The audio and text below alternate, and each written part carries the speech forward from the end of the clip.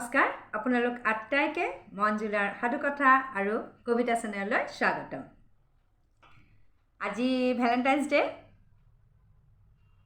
এই দিনটোৰ খুব সুন্দৰ স্মৃতি কিছুমান মনত থুপ খাই আছে। আজি আপোনালোকৰ সৈতে অকমান শ্বেয়াৰ কৰিবলৈ আহিছোঁ। শুনিব দেই। আনিছোঁ আকৌ কবিতাৰ ৰূপত। গতিকে কবিতাৰ শিৰোনাম ভ্যালেন্টাইন্স ডেৰ স্মৃতি ৰোমন্থন। মৰম আৰু আদৰৰ ফেব্ৰুৱাৰী মাহ, দুষাৰি মন লিখিবলৈ আহিল মনত ভাৱ। এই মাহতেই দেখোন ভ্যালেন্টাইন্স ডে, তাৰ আগৰ 7 দিনৰ কওঁ সবিশেষ। Rose day, propose day, chocolate day, teddy day, promise day আৰু হাগ ডে। শেষত আছে আচলটি, কওঁ নে নকওঁ, আলফুল কৈয়ে নামটো যে লওঁ। মৰমৰ দিনটিৰ নাম কিছ ডে, সামৰণি মাৰে আহি ভ্যালেন্টাইন্স ডে। এইখিনিত এটা স্মৰণীয় ঘটনা কওঁ দেই।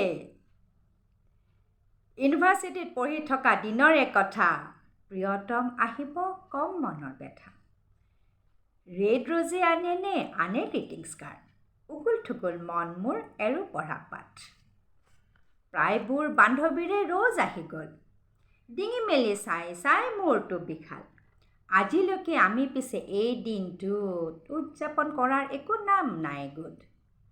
হোষ্টেল আহি মোৰ এনে হ'ল দশা, ভ্যালেন্টাইন্স ডেৰ বাৰু কিনো এনে গাথা।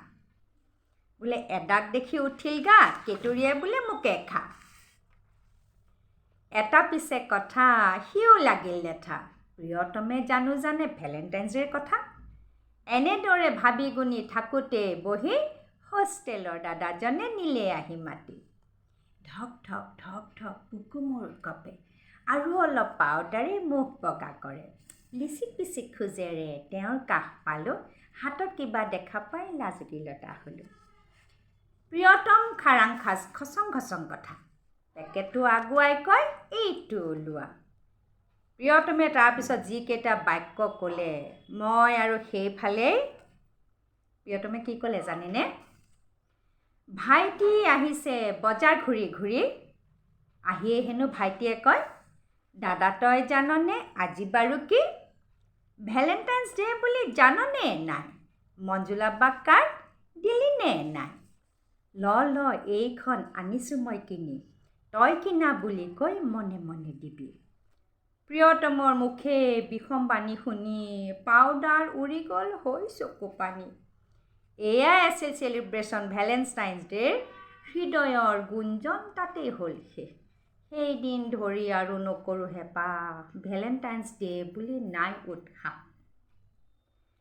কবিতাটো যদি শুনি ভাল লাগিল তেনেহ'লে লাইক, কমেণ্ট আৰু শ্বেয়াৰ কৰিবলৈ আশা কৰিলোঁ। আৰু এনেধৰণৰ কবিতা শুনি থাকিবলৈ বা এনেধৰণৰ অনুভৱ যদি শুনিবলৈ মন কৰে মোৰ সতে থাকে, তেনেহ'লে মোৰ চেনেলটো ছাবস্ক্ৰাইব কৰিবলৈ অনুৰোধ জনালোঁ।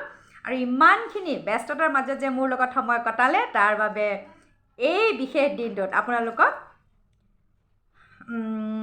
কি ক'ম, শুভেচ্ছা জনালোঁ। লগতে আজিলৈ মোৰ কথাখিনি কবিতাৰ ৰূপে ইয়াতে সামৰিলোঁ। আজিলৈ আৰু খুব সোনকালে আহি আছোঁ দেই। ধন্যবাদ।